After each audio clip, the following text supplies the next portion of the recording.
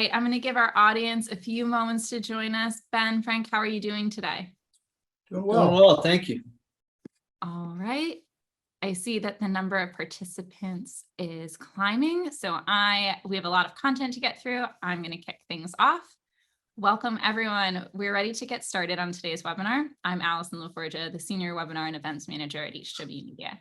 Today's Housing Wire webinar, our topic is adapting your tech for new possibilities in appraisals. Today's webinar is brought to us by AppraisalWorks. A few housekeeping items before I turn things over to our expert panelists. We will be having a Q&A session towards the end of the webinar. You can submit questions at any time by clicking on the Q&A icon at the bottom of your screen. We will be sending out a recording of this webinar to all registrants in the next few days. Now, our panelists are going to introduce themselves, and then we're going to get started with today's topic. All right, Roger, do you want to kick us off? Absolutely. Good afternoon, Roger Jennings, Lima One Capital. I'm Ben Wine. I'm the product owner for the AppraisalWorks platform. And I'm Frank Guanera. I'm National Director of Sales for the Accurate Group. So why don't we jump right in, Allison? We've got a lot of material to cover. There are a lot of appraisal management platforms in the industry to choose from, but the good ones, the really good ones, are starting to shake up the status quo. And they're doing this by focusing on the borrower experience, which, due to rising rates and slowing application volume, has really never been more important. They've done this by putting the control of the platform kind of back in the hands of the user by building a flexible platform that really requires little to no development to customize. And the end result really is a platform that offers a superior borrower experience that really ultimately leads into a strategic advantage in the marketplace for the users of that platform. Moving on, Ben, the Forbes Insight recently published an article earlier this year.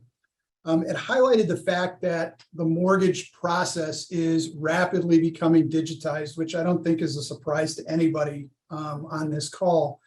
But what I thought was really interesting about the article was that 3/4 of the participants surveyed said streamlined automated processes will not only transform the industry, but significantly disrupt it.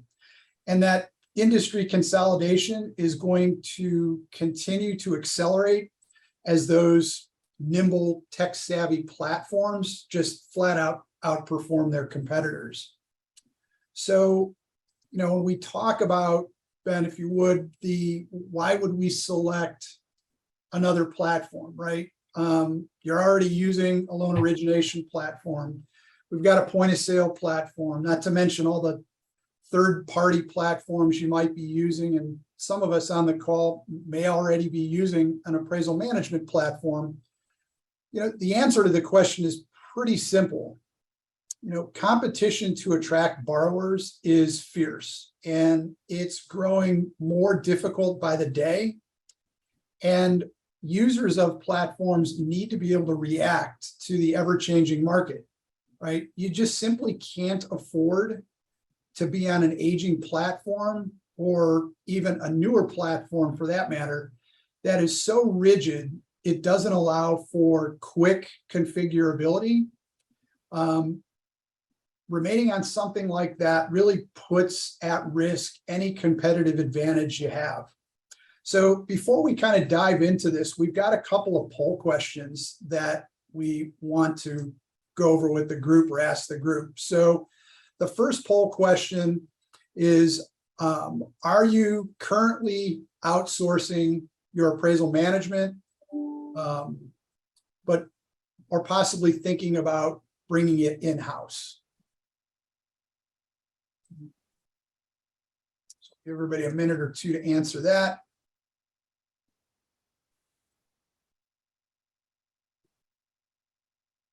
All right, why don't we go to the second poll question?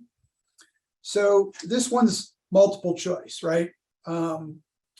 Which of the below best describes your biggest pain point with your current platform or process, appraisal process? right? Is it cost, technical or platform support, poor consumer experience, configurability, automation and or reporting? And then we've got a catch-all, none of the above or all the above.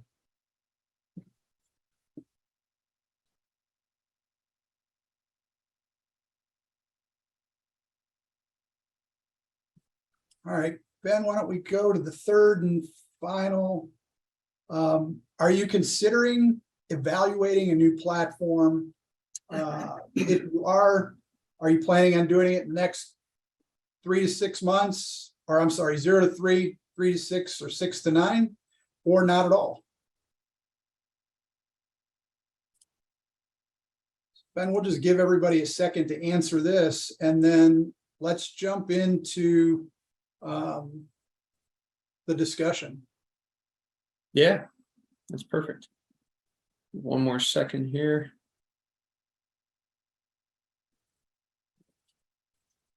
All right.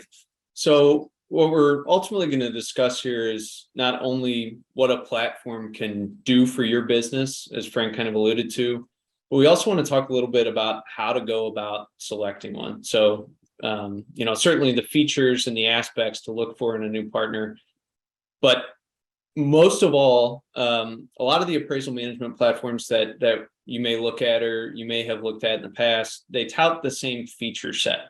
So you're checking boxes, you're making sure they have all the features you need. But what we want to talk about is digging into the details a little bit more to determine what ultimately sets them apart. And on the next few slides, we'll talk about some of the top features that we feel really should be evaluated in depth and kind of call out some intangible aspects of your software partner that you should have, a strong understanding of. But we'll look at it not only through the technical lens, understanding how they're designed and things like that is certainly important, but also getting input from Roger from the lending side on how these can actually solve some common problems, as well as what red flags to avoid when you're evaluating these core features that may all look the same, but certainly are applied differently. So the first one, undoubtedly, as Frank alluded to, is the consumer experience. That really is a subset of a number of different features. But when you're consolidating all your vendors into one platform, there's a unique opportunity to unify all your touch points with consumers so that you can accurately represent your brand and provide a good experience to the consumer. If you're working with a number of different AMCs or you're used to working in a couple of different platforms, you're inherently going to have a different consumer experience depending on which provider is communicating with your consumer. So when you consolidate all those into one platform, that's where you get that opportunity to unify your conversation with the consumer and their experience. So a platform that you're looking at really just as table stakes should be able to help you schedule the appointment for the inspection. They should be able to facilitate appraisal payment and deliver the report to the borrower. And again, those are kind of standards that should be met. But what really differentiates one software provider from the next is how they actually implement those touch points. And with consumer experience, we think that configurability is the key point here, both configurability and reliability. So configuring consumer touch points lets you really control the experience and ensure that consumers feel secure with the technology that you're using. It also can really help you convey to your consumer that you've put a lot of thought and effort and trust into the platform that you're using. So when your consumer payment emails go out or your scheduling requests, things like that, when they're configured with your brand experience, that can go a long way in them really trusting and relying on your platform for their portion of the process. And ultimately, it's customer service. So this is your customer service component of appraisal management, and taking the time to ensure that you're providing a good customer experience. It's ultimately going to save you time and money in the long run, because you're going to spend a whole lot less time dealing with consumers that don't understand how to operate within the technology that you've selected.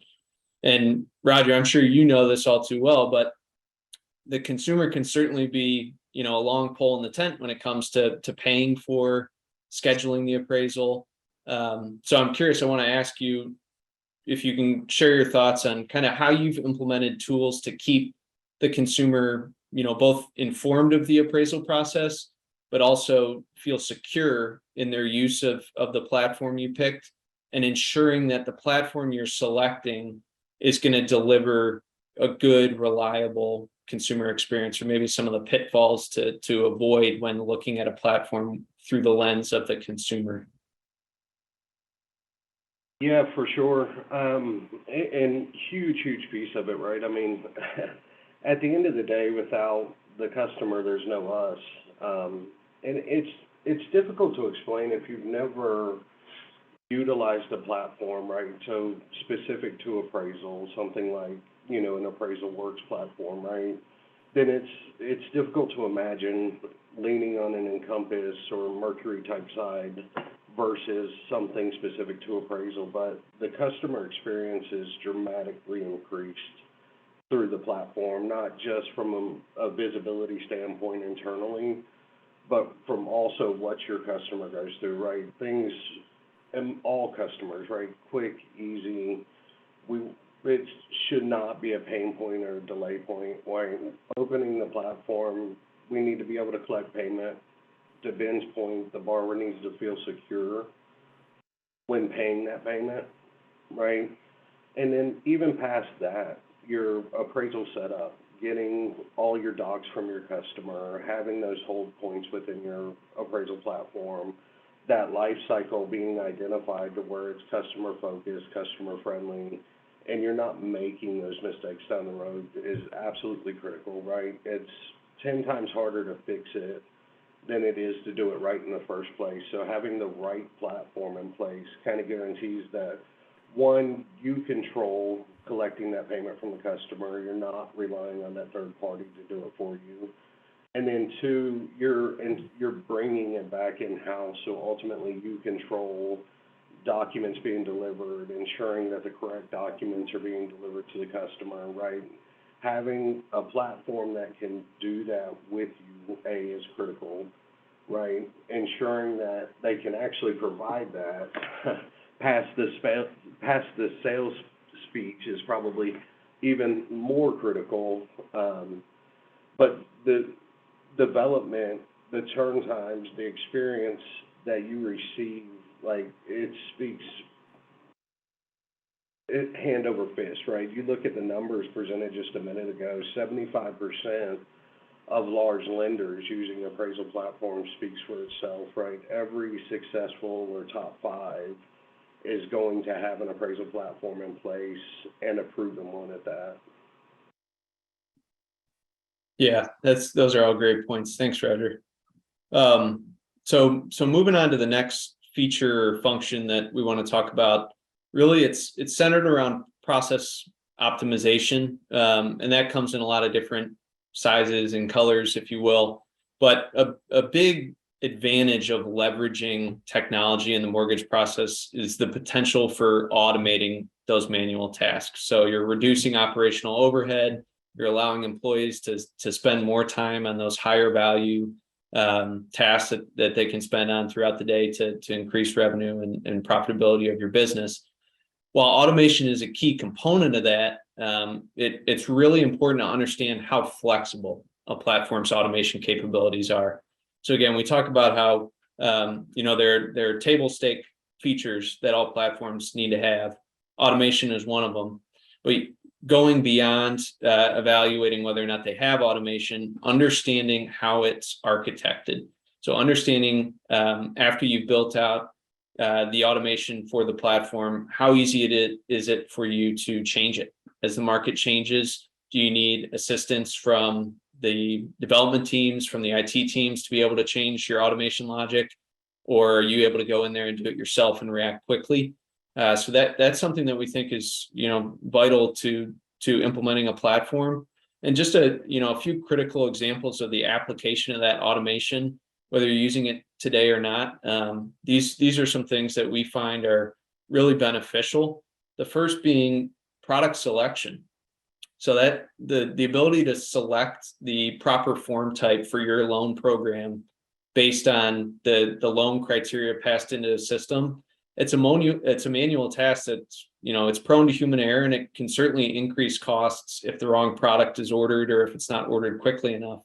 So the system that you implement should be intelligent enough to select the product for you based on the loan criteria that's passed in, but it should take it a step further and really focus on cascading those products. So identifying when the first form type is selected, if it hits a roadblock and you're no longer able to proceed with that form type for whatever reason, maybe it's coverage, maybe it's incorrect, maybe it returned, in the case of an AVM, an unsupportable value, and you're able, based on your loan criteria, to move to the next product. Those touch points should be automated, and underneath that automation that we talk about, it should be driven by business rules. So the dynamic business rules to qualify decisions made by your system, and then validate the outcome of that decision to determine the next action that's going to be taken. It's really key. But beyond selecting the form type, you then have to find a provider who can actually do the work. And that should be automated, and every platform can automate it. But how granular can you get with that automation? So the end goal of an appraisal management platform is to reduce the exception rate that your team is having to manage. So you want to be able to enter orders, have them flow through your pipeline without ever touching them, and your team is just managing the exceptions. The more scenarios you can account for with your automated assignment setup, the less exceptions you'll need to have your appraisal desk deal with. And then finally, as the order's working its way through that pipeline, ensuring that the system can focus the staff on the orders that they're qualified to work on or that they're supposed to be looking at via roles-based bucketing or dynamic work queues, folders, whichever platform you use. It may be termed differently, but team members inherently become more efficient when they're presented with kind of a custom tailored solution that's going to allow them to focus on the orders that are next up for them to be operating in, and they're not trying to sift through a mess of open orders, trying to find which one's the next highest priority or which one needs their attention. So ultimately, at a high level, automation should really try and put the majority of your appraisal process on autopilot.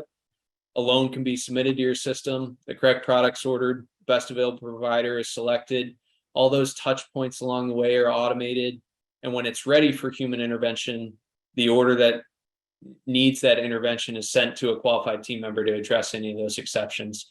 So digging underneath, not just can a platform automate things for you, but how have they built it out to do that? And how responsive will they be when you say, I need to make a change 3 months from today, because changes are always coming, is very important. And Roger, I know you've certainly used a lot of appraisal management platforms out there. So you have a lot of experience in kind of the architecture of a lot of different processes. How important is the process automation to you just in the day-to-day? And maybe even if you could explain to me a little bit about some of the pitfalls that you've encountered where automation logic is too rigid. It's funny, as I was listening to you talk there, all I could think about was how my mom used to tell me how hard-headed I was, and clearly I am, because I've been through a ton of pitfalls when it comes to automating and the platform. You're going to hear me say this several times, but unfortunately, I've fallen for the sales speech quite a few times. And the truth of it is, to Ben's point, that's exactly right. Your team, your appraisal team, or your dedicated appraisal associates should not for any reason be there focusing on 100% of your pipeline, right? If you have the right system in play, you should have a majority of your appraisals automating from order to accept, right? So ordering the appraisal, auto-assigning it out to your AMC or vendor, and returning the appraisal without much work being done if you're doing it the right way, and you have the right system in play, right? Working in private money specifically, I've been on both sides of the board, but speaking to private money specifically, I mean, it's so custom too, right? So even beyond that workflow, kind of circling back to Ben's point, having a system that you can customize, that customizes with you, and that can really recognize those idiosyncrasies associated and tied to your business specifically, right, is absolutely crucial. I've been guilty quite a few times, like of the open API statement. That's great, but as you dig in, you learn that not that it's meaningless. Definitely don't let me say that, because there is meaning in having an open API. But you take, I'm a country boy, right? I can't build an integration.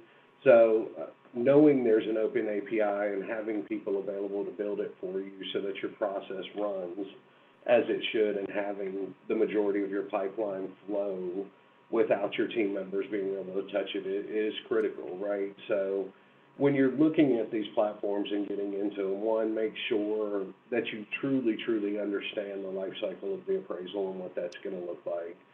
Test, measure twice, cut once, right? So test in terms of what that looks like specific to your business, and ensure that that platform can provide everything that you need to be successful. And even past that, right, you use your internal team members for the difficult files, like Ben was saying, right? For private money speech, right, your tier 5, your large customers that have been through and paid off millions and millions of dollars in loans and completed hundreds of appraisals, you want your system to grow with them specifically, right? Especially, rather. And those are the appraisals you should be able to do blindfolded, and your system should also recognize with you, right? So there's so much that goes into it, but I would say, if, I could summarize it in a sentence, it's make absolute sure that the system not only has that automation capability, but can customize to what you need as an appraisal life cycle to be successful and to set your customers up for success. Yeah, thanks, Roger. I like the measure twice, cut once analogy there. That's very true. So moving to the next feature, this again is kind of a conglomeration of a number of components that should be considered.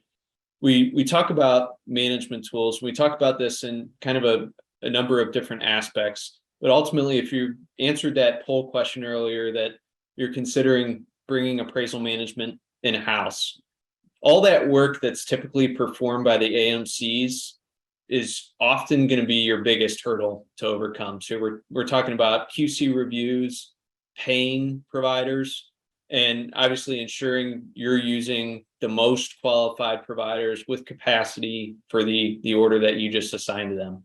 So starting with the QC piece, your system should really be able to automate kind of what we call the common sense review, or the common sense revisions. So your review team shouldn't be looking at things that are easily identifiable corrections that they're going to need to immediately send back to the provider for a revision. They should be focused on the quality and the credibility of the report, not necessarily the completeness of the report.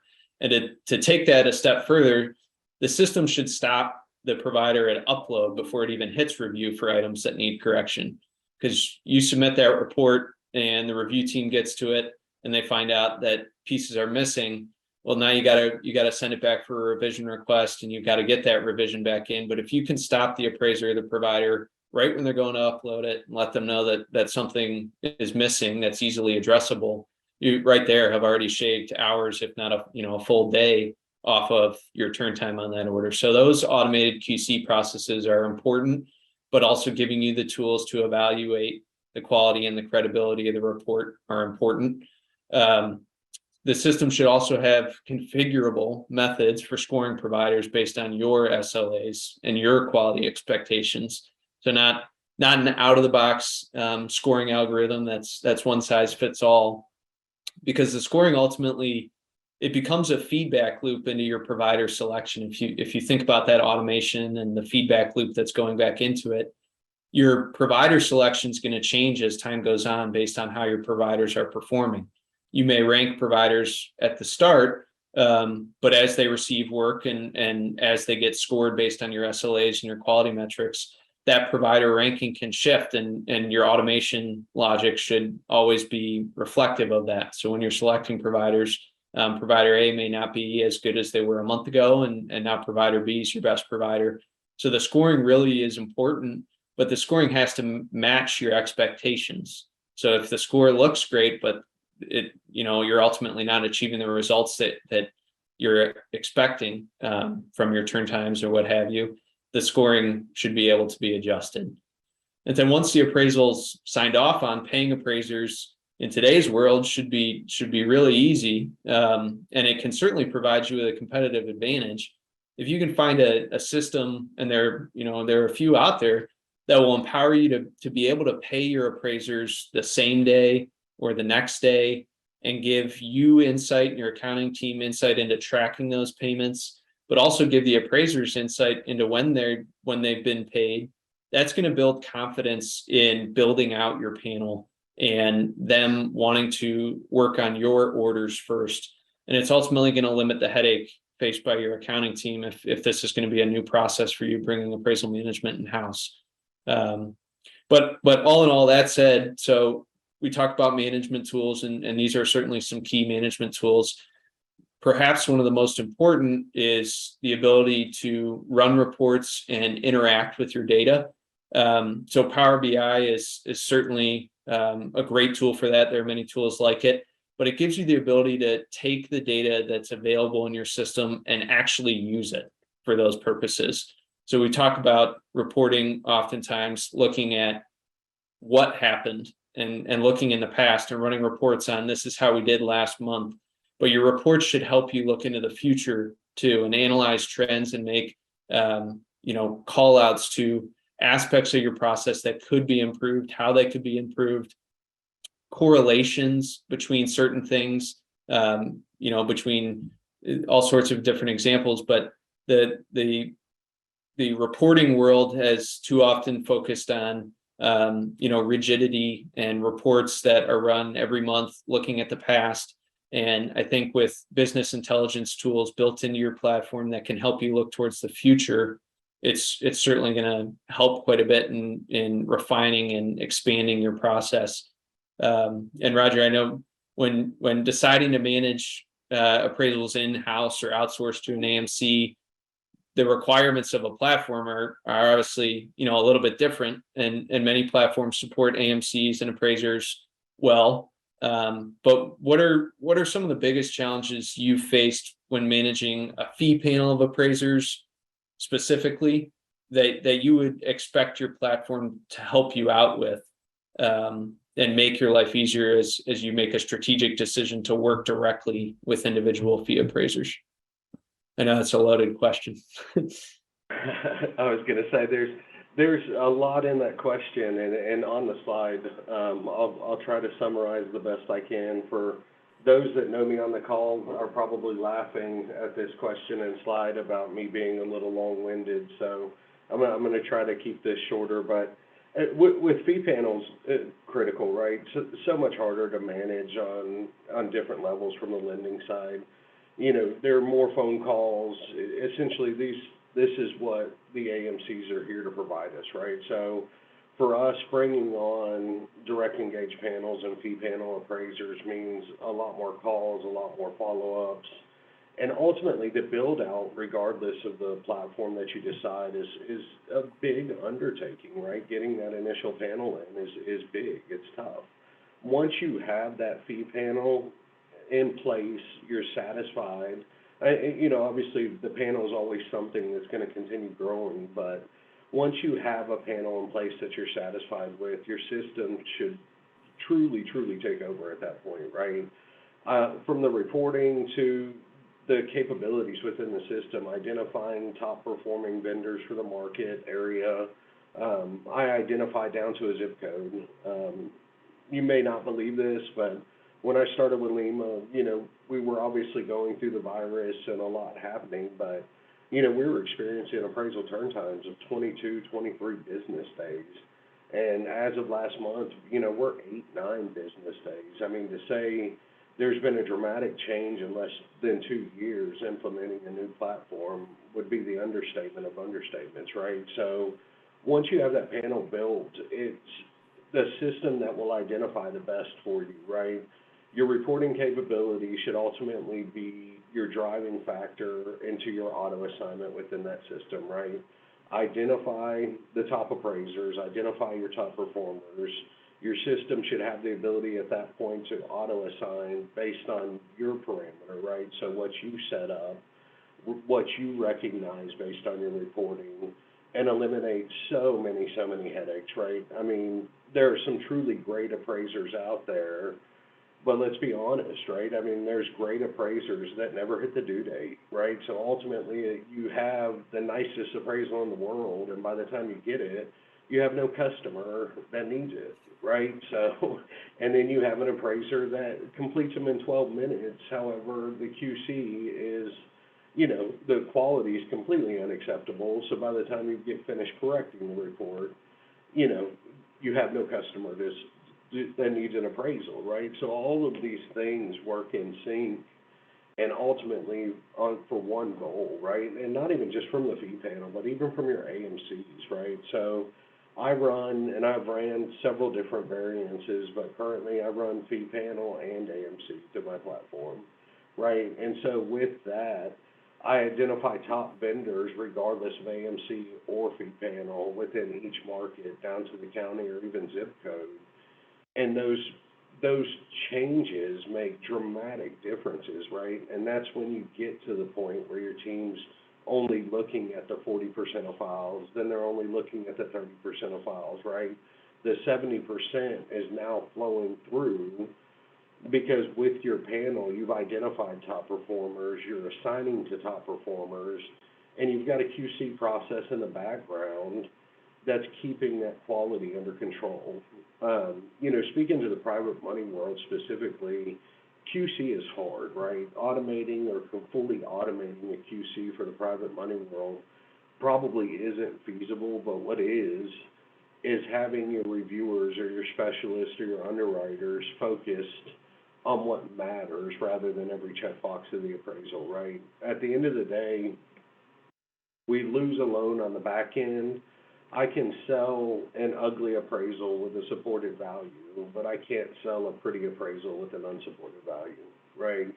So ensuring that you have those tools in place and the automation to protect your reputation and make sure that your appraisers are on top of it, and then eliminating what your underwriters or appraisal reviewers have to look at when that appraisal is delivered to them is critical, right?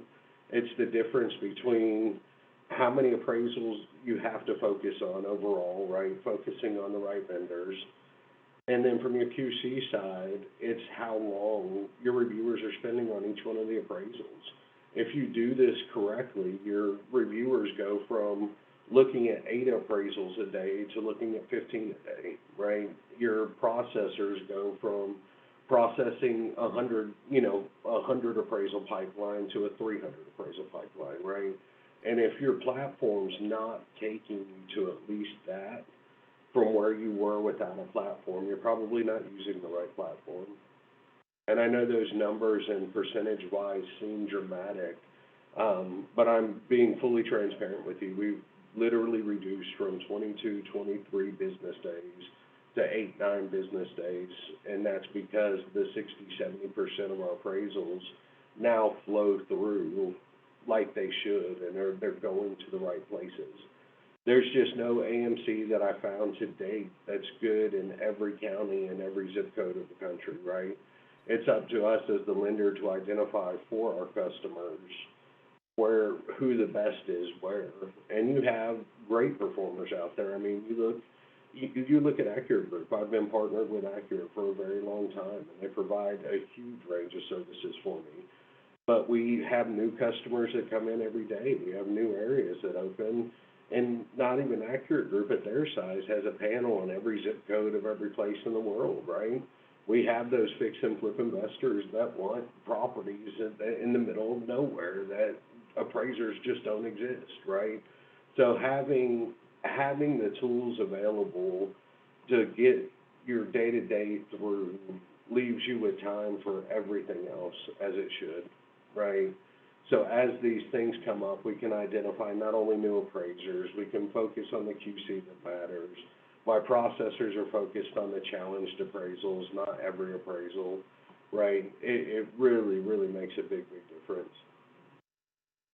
Yeah, so one thing you kind of alluded to throughout all that, Roger, was the process that goes into it all. So it wasn't overnight. It took time to kind of build that out and to get it up and running and get it to a place where it works. And I think a big feature, if you will, or an aspect of selecting a platform is understanding the people that you're going to be working with and how they're going to help you get there. So from 2 years ago with 23 business day turn times, the people involved in helping you manipulate and set up your technology to get you down to the 9-day turn time, it's really important.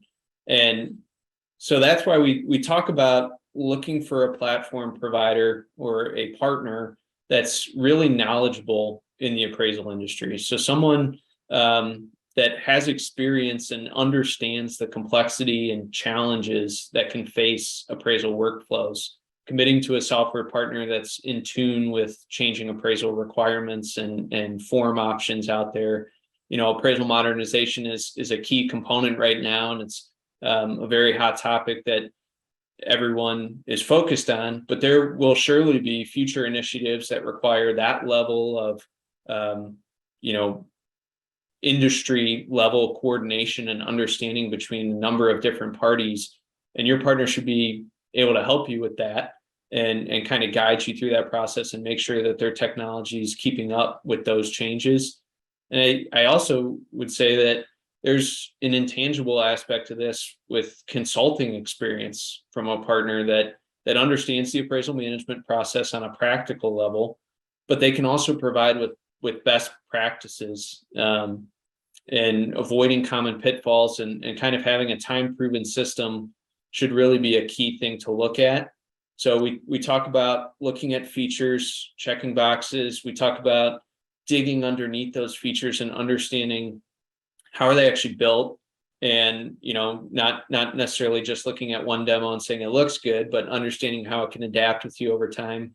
Now we're saying take a look at the people behind the platform as well and understand if they're going to be able to help you adapt and to grow.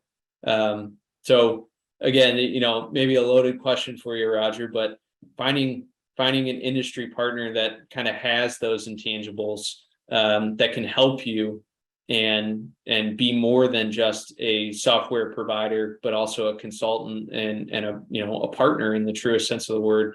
How do you go about vetting a new platform beyond the technology and actually the partnership that you're getting into?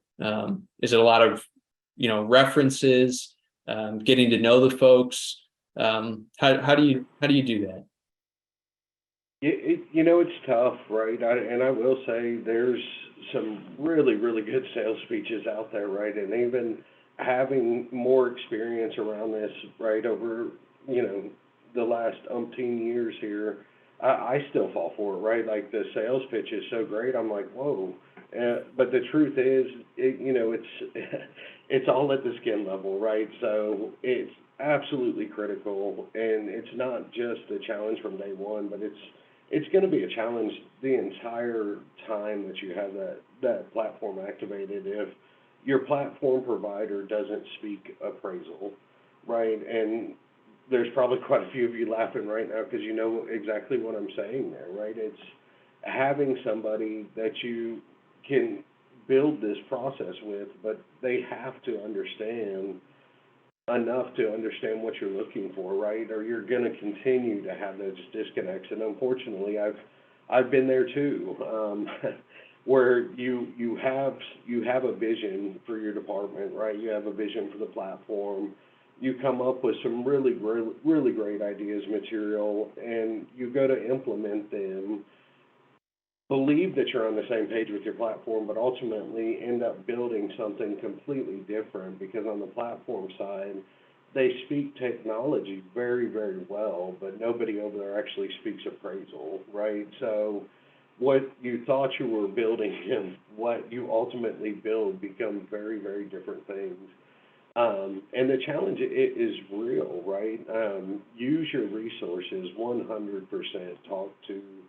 Talk to anybody and everybody that you can. Get the feedback from those that have been in these systems, that have used these systems in real life, right? And if you can, within the same environment, right? So looking at the conventional side versus the private side, the differences are extreme and dramatic, right? So within your side of, or your line of the business, right, as best you can, I would definitely try to confirm as much as possible. And if you don't have an appraisal expert on staff, you know, even looking to Ben's point at bringing somebody on to assist you, but be sure that you are 100% comfortable in what your platform provider can give to you, right?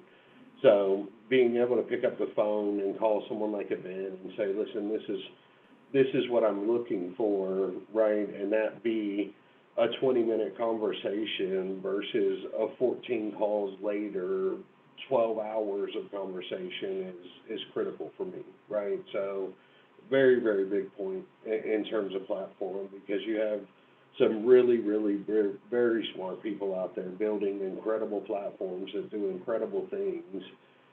And that's great, but is completely meaningless if I can't get it to function in a day-to-day environment, and I can't continue to push Lima to the top of the pyramid, right? So we're not constantly pushing that boundary, then we lose that competitive edge, right? And we continue to fall down in the ranks. And the platform for me, obviously overseeing the appraisal department, is everything, right? It really is my biggest tool, aside from my team itself. So I would 100% be sure to treat it that way, because it is that impactful. Roger, I don't know if you'd agree, but you know, sometimes I consult with customers and make the suggestion that, you know, when you're selecting a software partner, you know, at a minimum, somebody on their team should be a licensed appraiser, or preferably someone on that team should have appraisal management experience. I kind of use the analogy of, you know, if you needed to select an attorney, you wouldn't select somebody that maybe just took a law class in college. You'd probably want somebody that's passed the bar and actually practices law. I mean, both people can probably get the job done, but don't you really want to work with somebody that knows appraisal, that's lived appraisal? And that's kind of the analogy I try and give people when I'm consulting with them, is look at your software partner's staff. Who's on the staff? If nobody there can spell appraisal, that's probably a red flag. Yes, that is definitely more than a red flag for sure, and 100%. I mean, it really makes all the difference in the world. I can't tell you how many times over the years I really thought I was building something incredible and should have been, only to find out that the capability wasn't there, or we were speaking different languages. I thought I was building X and we ended up with Y, and, you know, my promise of, you know, my deadline of the 30th ended up being 3 months overshot, because everything discussed was being lost, right? I mean, you're not looking for a yes man. Sometimes the build out is very real, the work is real, and especially on the private side, right, the customization is going to be required, and you have to have a platform that, with somebody that can speak your language and understand exactly what you need. The time you're gonna save explaining it alone it is gonna be big, but having and ensuring that you can meet your deadlines and you're building exactly what you need to build, it is critical. And I know all of this seems very simple and straightforward and common sense, but you don't know until you know, right? Unfortunately, or I haven't a couple of times. Let me speak from my experiences. And it's made it much tougher. It's made it much tougher. And you talked about building, which kind of brings us well to our last point here. So we've talked about the features that you need to have, from consumer experience to optimization. We've talked about good partnership, good management tools. Ultimately, you're going to pick a platform, you're going to move your entire staff to that platform. They're going to groan, they're going to hate that they have to learn a new technology system. Nobody likes change, nobody likes doing things differently. So you want this to be the last time that you have to do it. And you don't want to have to leave your new platform because it can't support or can't grow with you as your process evolves and changes. And we kind of lead off here by saying beware of the open API, and that could really be applied to a few different things. But what we really mean there is open APIs are great, but inherently everybody has an open API. Everybody wants to integrate with everyone. There are all sorts of different levels of an integration that you could have. It could just receive an order, or it could handle the entire order workflow. And oftentimes new APIs, while they sound great, that's not always a good thing. So sometimes you want the time-tested, proven APIs that have been around for a while, that work really, really well because they've been used for millions of transactions. So it's not to say steer clear of new APIs and open APIs, but don't necessarily look at open APIs in a marketing brochure and think, boom, that's great, this connects with everything we've got. Because the next piece there is, who's going to commit the resources to connect your new system to all of your other dozen platforms that you may use internally. So looking at the APIs and understanding if they're of sound quality, if they're simple to use, if they're well time tested, but then also looking at your partner and understanding, are they going to be there to support you when you want to connect all your systems to their APIs?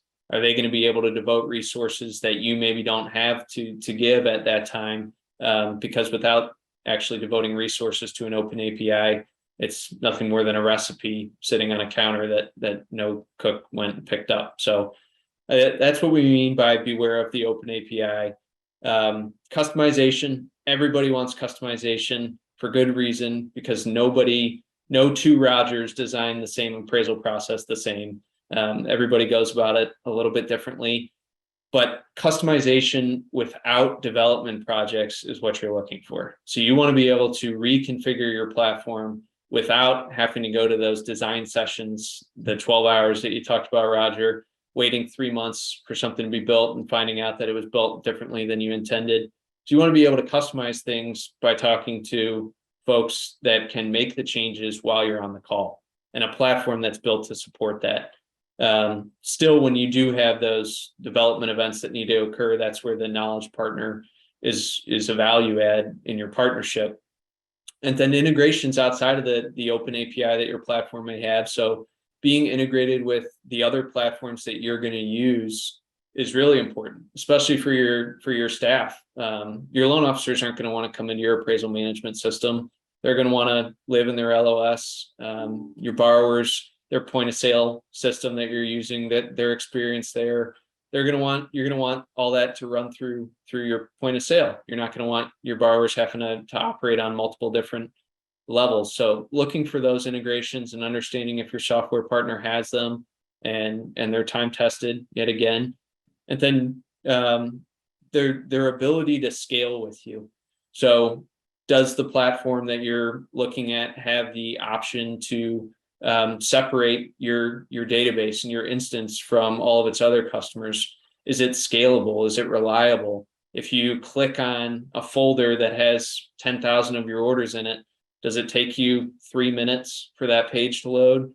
Or is it going to come up lightning quick and you can trust, no matter where you're clicking in the system, that the software works? Those are really basic things that need to be looked at when you're picking a platform. And then finally, can you use it? Can you log in and understand what you're looking at? Is it simple? Is it intuitive? Does it, Does it actually work the way that you intended it to? You don't want to have to invest thousands of dollars or tons and tons of time into training and sending staff to go watch videos or go to classes on how to use the software, and software that is not able to be used properly by your staff really doesn't do itself justice. So if you can get your staff to understand how to use the software, be experts in it as easily as they can open a Word document and start typing something in Microsoft Word, that's going to be key to your success. But ultimately, think about the platform as something that's going to be an investment that you want to grow with you. I led this off by saying no one likes switching platforms. Roger, I'm sure you agree with that. I don't think you have to say how many platforms you've used. I know it's been a couple, but what would you say contributed to you making changes from one platform to another, or what was the greatest contributing factor to you making a change where you said, all right, it's time to find something new? Well, so two big driving factors for me, right, being on the private side and the growth rate of private money, right, it has been the opportunity, right? So we were at the life cycle or the extent of what the platform could provide to us realistically without a very large investment or a lot of work, right? And then two, the other biggest has been performance, right? Just what we thought we were getting versus the platform that we received and the struggles that almost seem to become daily at some point, right? That you just continue to have the same challenges and fixing the same things, and it's exhausting. Right, and you're right, moving a platform is not an easy to do, especially when you are integrated with your internal systems and there's so much that's gone into it. But at the end of the day, the biggest question I had to ask was, was the juice worth the squeeze, right? I mean, making that move gave us the potential to have an efficiency rate of X versus where we are today and what we would have to do to hit that X, right, with the current platform that we were on. And you're right, a lot of it, the open API, for a while was a great thing, and it seemed to be. And foolishly, being on the lending side, I thought all integrations were built alike. So you see this big list of people that we're integrated with, and you think that's great, right? That's going to save a ton of time, not realizing that that integration may not be of the level of integration that you need to make your business successful, right? It may not be, it have the ability to transfer documents, but not statuses, right? There's so much that goes into it, and it has to be customized past that. So while the list of integrations, I don't want to take away from it because it's a big accomplishment and not easy. To Ben's point, you really have to be careful because it's so much more than just that. It's so much more than just open API. It's so much more than look at this huge list of integrations that we have, right? You have to understand how it incorporates into your current model, your current systems, and even past that, what it's going to take to get the functionality that you need to be successful, the functionality that you need to maximize efficiency. So, while there is work involved in that, right, and the diligence is very real, the payoff is well worth it, right? 10x. I mean, once you can get the automation, the auto ordering, the top vendors selected, the payments, right, everything starts to flow together. Then the reward comes, right? So for the last year and a half, Lima and I have built a great platform using the tools that we have, right? And the reward is starting to follow from that. But it's taken a lot of work to get here. So understanding all of this up front is absolutely critical. Yeah, and you've kind of talked about it throughout this, but I think this is a good segue into Frank, your points on this, what to look for. This is what to look into and the red flags to avoid. But what's the business value that you're going to get out of actually implementing a platform or adding a platform to your tech stack? Yeah, I mean, there's probably a dozen strategic business values that a management technology should deliver. But what I've tried to do here is boil them down really into three, right? The first, we've hit this a lot. It's the borrower experience, right? That has to really be the first and foremost value, right? That without the borrower, none of us exist, right? So you've got to look at the borrower. The second is efficiency. You know, we talk a lot about efficiency. You know, you hear Power BI thrown around. Power BI, I'm sorry, but at some point that's table stakes. If you can't take that information and actually customize a platform so that you can take action on the reporting, looking into the future, and do that quickly, right? Not we can develop this and we'll have it out in 6 months, right?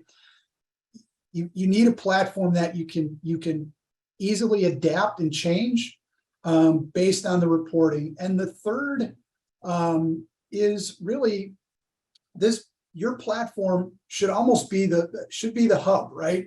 That connects all your stakeholders, your LOS, your POS, your third-party tools. It really should be that hub. And then most importantly, it should have a configurable communication engine that allows you to configure communication by stakeholder. So everybody is aware of what's going on. So, you know, those are the three things that you know, they're big things, but we really, if you're going to distill it down, those are the three. And I know we've got maybe a couple minutes. Allison, I don't know if we want to open it up for a question or two. Yeah. So there's a lot of information that we went over to our audience. If you have any questions for Ben or Frank or any of the points that Roger's covered, please feel free to continue to submit them as we get to the top of the hour. And I think one of the most important, or one of the interesting things that I'm interested, Ben and Frank, to get your take on is, what are some of the biggest improvements you see from clients after they implement this technology? Like, if you had one comment from after you've seen this, after you've seen someone adapt this technology into their tech stack, what do you think some of the feedback? I think you could distill it down to this. They actually know what's going on now. They've put their appraisal process into a platform and they can actually see what's been happening with their appraisal process. So now they know what their turn times are geographically. They know where their KPIs sit based on, you know, all of these different trends. And they are obviously, you know, the easy answer is to say, well, their turn time's lower and their quality is better. But now they can actually see it, and they can prove it, and they can react to it, and they're able to drastically improve their process across the board by having access to all that information and being able to see the big picture. I would agree with that, but I think that the key there, the other component to that is the communication, right? Oftentimes there's a stakeholder. It could be the loan officer, it could be the processor, it could be the borrower. There is some stakeholder that feels like they're isolated from the process, right? And when you're able to put them on a platform that does everything Ben just described, but then also brings all the stakeholders together, and they can be, and they know where their deals are in the process. To me, that is the pinnacle, right? And again, we talked about actionable reporting and being able to modify the platform. I hear a lot from prospects that they've been in a queue for 8 months waiting for a report, right? Well, I mean, it's tough to run your business if you don't have insight and visibility. I think that's such an important point to highlight, having actionable reports. It's really, the data is great. Having access to data is fabulous, but having having data that you can actually take steps from is really what you should be looking for from all of this tech, right? Absolutely, absolutely. And unfortunately, we just hit top of the hour. Webinar time always seems to go by faster than regular time. So Frank, Ben, and Roger, thank you so much for joining us today. And thank you to our audience. If there was anything that we didn't get to, you will be able to reach out directly to the AppraisalWorks team, and they will be happy to get back to you with any questions that you might have. HousingWire will be sending the recording of the webinar out to all registrants in the next few days. And the recording will also be available in our Knowledge Center at housingwire.com with a resource guide and some extra resources that you should check out in the on-demand deck. Thank you for joining us today. Hopefully we'll see you all again soon. Thank you, Allison. Thank you.